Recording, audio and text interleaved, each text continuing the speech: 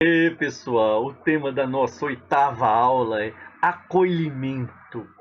Acolhimento. Eu costumo dizer que existe uma sigla para a gente gravar. Lembra daquele comprimido AAS, que a gente chamava melhoral infantil?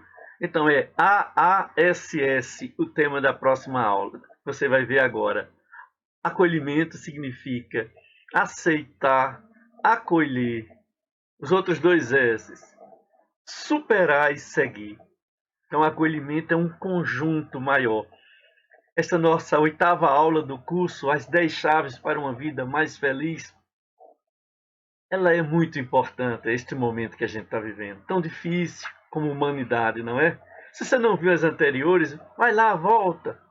Aproveita e já dá o joinha aí no vídeo que você está vendo. Se inscreve no meu canal, divulga. Por aqui só vai circular coisa boa para arejar a mente. Não se preocupe de me ver com cabelo no vídeo. É outro Ricardo? Não, é o mesmo Ricardo. Este material eu gravei uns anos atrás, mas ainda está muito atual. E eu nunca tinha publicado esse material. E agora é o momento de publicar. Então vem comigo. Tenho certeza que você vai gostar. Beijo no coração. Gente, se tem um valor que a gente está perdendo, virando multidão, virando número, é o valor da autenticidade. De nós marcarmos com a nossa presença no mundo o nosso jeito inexorável, intransferível de ser. É o que nós temos de mais precioso, é a nossa narrativa, é a nossa trajetória de vida. São os nossos modelos, padrões, valores. É o que nós somos. E a gente tem 3 inimigos disso. Eu vou trazer um a um. O primeiro deles, o juiz crítico. Nós temos este crítico dentro da gente, excessivamente crítico. Nós somos mais severos conosco mesmos do que com os outros. A gente se chicoteia. Esta vozinha interior diz que sempre as coisas conosco não estão legais, que nós podemos mais, que a gente não fez o bastante. É o crítico. E este crítico é um juiz, ele está sempre nos julgando. Então, na oitava chave para a felicidade, que é a aceitação, é o acolhimento mais profundo de nós mesmos, é diminuir essa agitação interior de inconformidade conosco, de estranhamento, de deslocamento. Primeiro sabotador que nós temos que calar a voz dele, ou diminuir muito a evidência dele em nossa vida, é o juiz crítico. O juiz crítico está sempre com um dedo nos apontando. E aí não é a voz da consciência. Esta não, esta é sadia. Essa nos faz aprender, mudar e nos tornar melhores. É o Simancol. Eu não estou falando do Simancol. Eu estou falando daquele juiz crítico, que a gente bota uma roupa, ele diz que não está bem. Ele acha que a gente não está bem com o nosso peso, com o nosso dentinho, com o nosso olho, com o nosso sotaque. Eu já vi gente, que eu tenho um sotaque. Filho, o sotaque é seu, filho. Faz parte do seu DNA, da sua cultura. O juiz crítico fica dizendo que nós não somos bons o suficiente, que nós não vamos conseguir desempenhar uma tarefa. E aí a gente não se aceita, até nas imperfeições, sim, até nas falhas, sim. Tem hora que a gente não consegue, sim. Mas vem o juiz crítico que faz daquilo tira a perspectiva, tira a capacidade da gente se rearranjar, porque o juiz crítico quer nos colocar dentro da jaula dos pensamentos negativos sobre nós mesmos. E aí, como é que eu vou amar o próximo se eu não amo a mim mesmo? Se eu não valorizo a mim mesmo? Então, primeira dica, cuidado com o seu crítico interior. Cuidado. Segundo sabotador da oitava chave para a felicidade, que é a aceitação de si mesmo. É o ambicioso, ansioso, alienado. Ambicioso, ansioso alienado. Sempre está correndo, sempre está perseguindo, nunca para, nunca degusta o presente, nunca saboreia o que já conquistou, porque está sempre movendo. Ele nunca está feliz com ele mesmo. Ele vive a vida dele num si. Se eu fosse promovido, se eu tivesse filho, se eu arranjasse uma mulher, se eu mudasse de cidade, se eu mudasse de chefe, se eu mudasse de patrão. E essa é uma ambição alienada e ansiosa, porque ela não tem um contexto de realidade. Ela não tem uma dimensão real. Ela se alimenta de fantasias idealizadas sobre si mesmo, sobre o outro e sobre a própria realidade. É cruel. Este sabotador é cruel, porque ele faz com que nossa psique esteja sempre agitada, nunca ela se acomoda, nunca ela celebra. Ela não sente nem expressa gratidão, porque sempre vê as coisas numa perspectiva de uma ambição delas poderem ser melhores. Então, este sabotador usa muito se ou quando. Esqueço agora, com o que eu tenho. Com o que eu tenho eu já posso valorizar. Não significa que eu não vou ter ambição de crescer, de procurar minhas melhoras na vida, não é isso. Mas essa ambição ansiosa, alienada, mata a minha aceitação de mim mesmo. Porque todos os dias eu digo que eu poderia ter sido mais, eu poderia ter entrado no outro emprego, eu poderia ter feito um concurso, eu poderia ter tido outro tipo de parceiro afetivo, eu poderia. E este ambicioso fica sempre projetando num futuro o meu aqui e agora neste presente, idealizando este futuro. E eu perco o chão do presente. E quando eu perco o chão do presente, a vida passa por mim e eu não vejo. Vamos agora para o terceiro. O terceiro sabotador. O primeiro é o crítico, o juiz crítico. O segundo, o ambicioso, ansioso, alienado de si mesmo. E o terceiro é o perfeccionista, sempre insatisfeito. Tirou 9 numa prova difícil, ele estudou, mas ele não consegue acolher o 9, que ele queria o 10, até porque o colega dele do lado tirou 10. E esse perfeccionista, ele usa muito a inveja e a comparação para se colocar no padrão do que ele quer, de perfeição.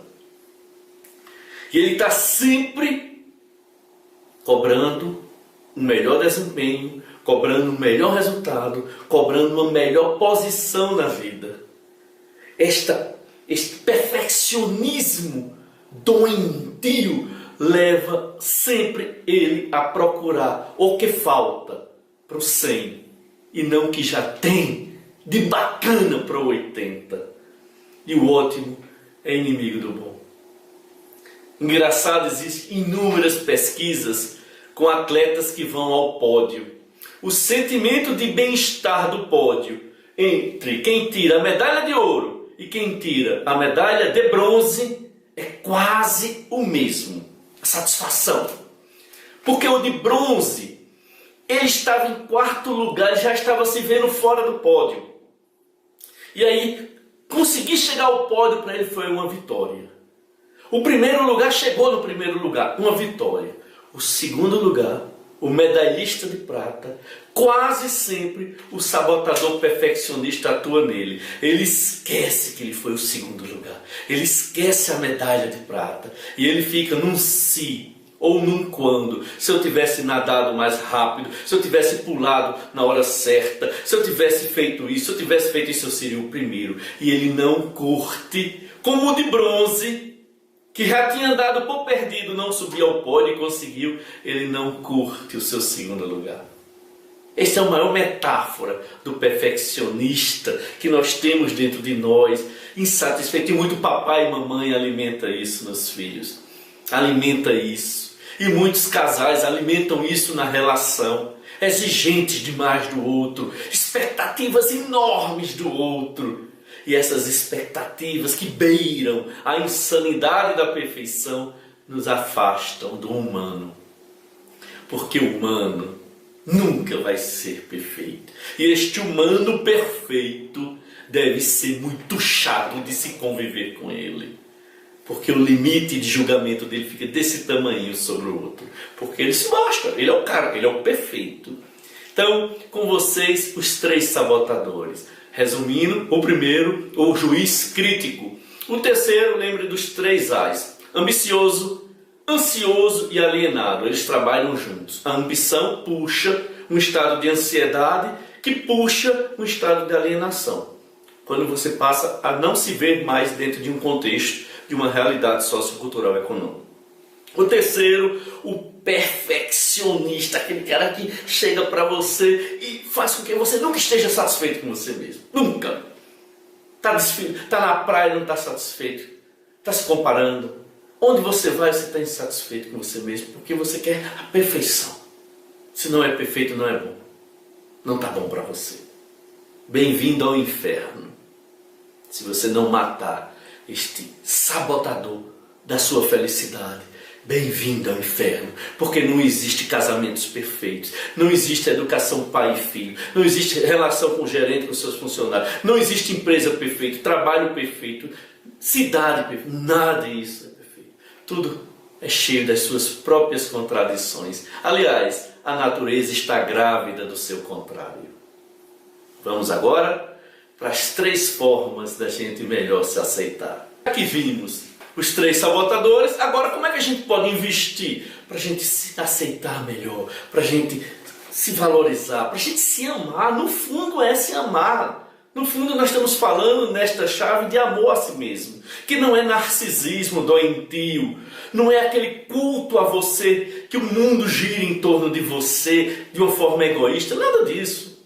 É se dar valor, velho. Tu é único. Tu é único. Entre milhares de células, de espermatozoides que nadaram até o óvulo da tua mãe, tu foi único, velho. Tu é um milagre estar vivo.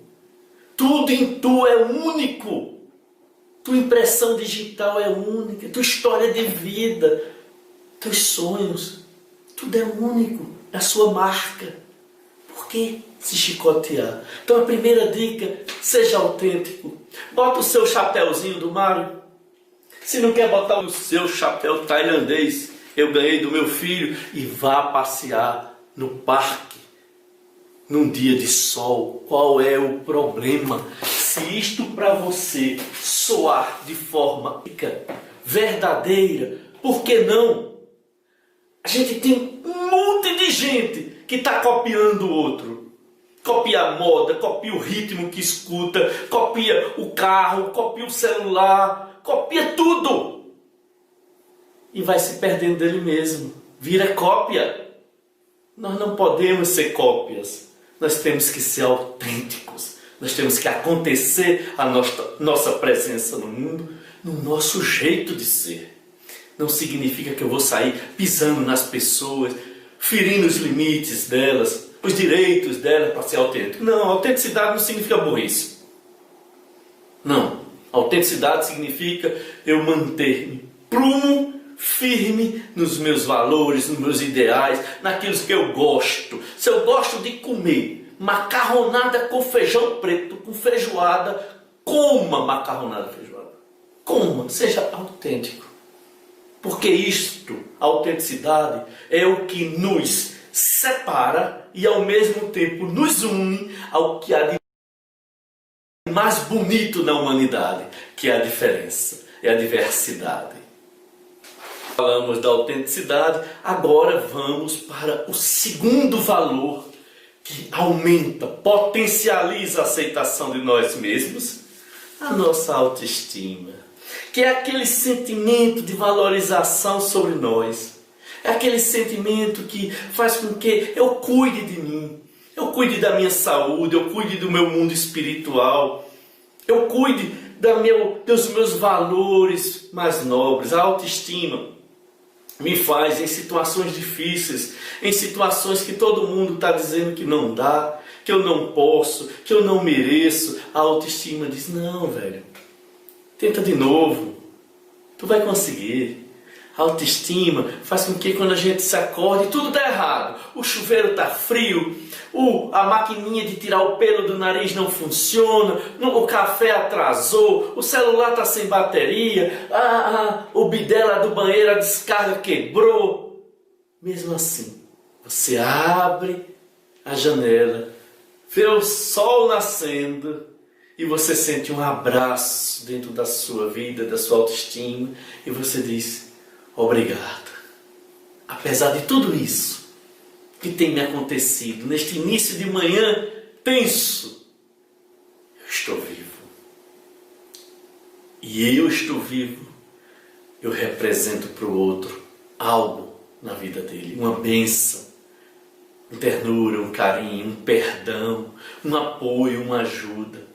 A gente vive num ambiente insalubre, do ponto de vista emocional, vocês me entendem?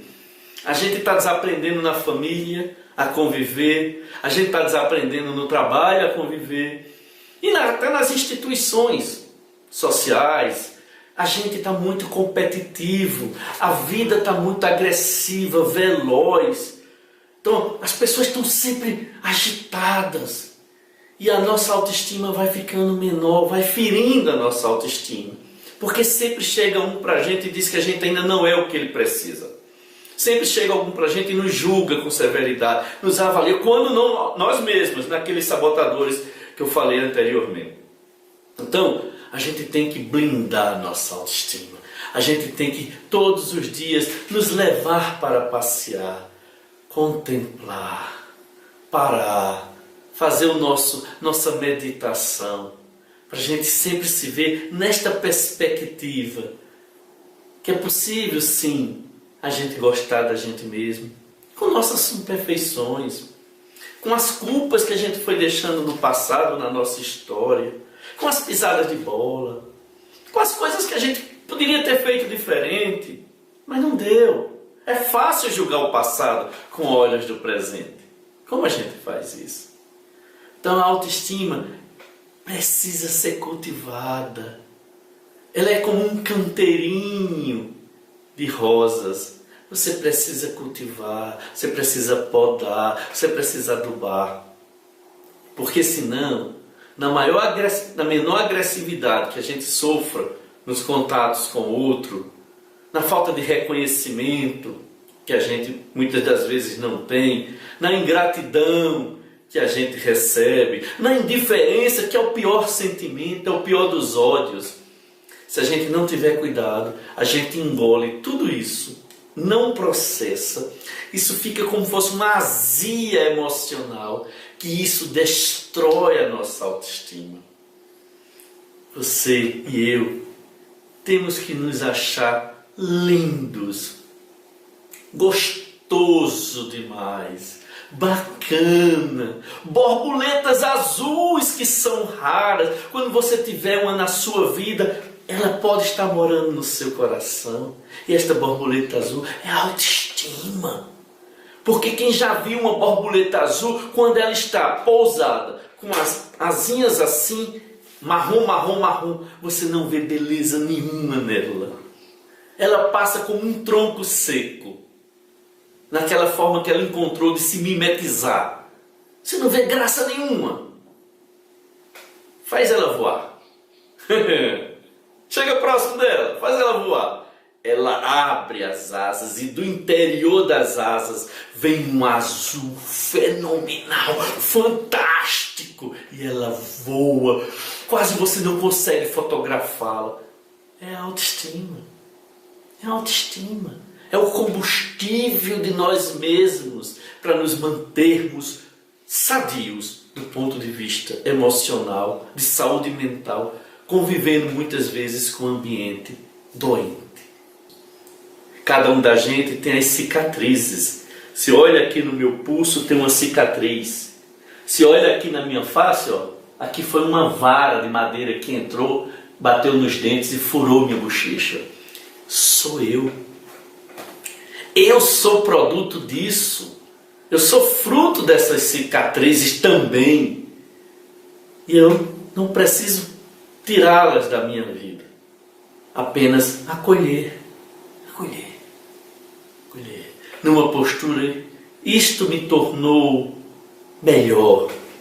As coisas pelas quais eu passei ou estou passando são coisas que eu posso acolher no sentido de, em cima delas, ter uma atitude mais positiva, mais otimista, mais esperançosa. A aceitação é uma chave exclusivamente individual, sua e minha.